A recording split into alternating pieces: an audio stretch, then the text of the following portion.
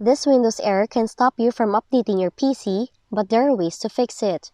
So first up, run the Windows Update Troubleshooter by opening Settings, click System, go to Troubleshoot, select Other Troubleshooters, and run the Windows Update Troubleshooter.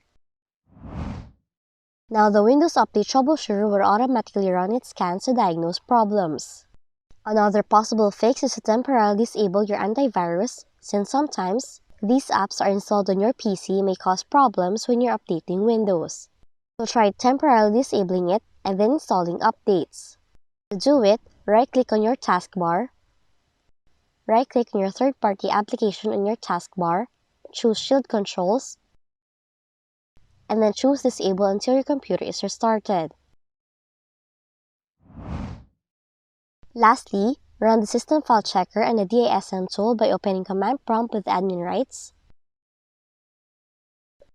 Type in the following commands one by one, press Enter, and these scans will take a few minutes to run. And those are the ways on what you can do to fix the following error in your Windows computer. If you found this video helpful, kindly like and subscribe. You may also click and turn on the notification bell so you can be notified from whenever we release new videos.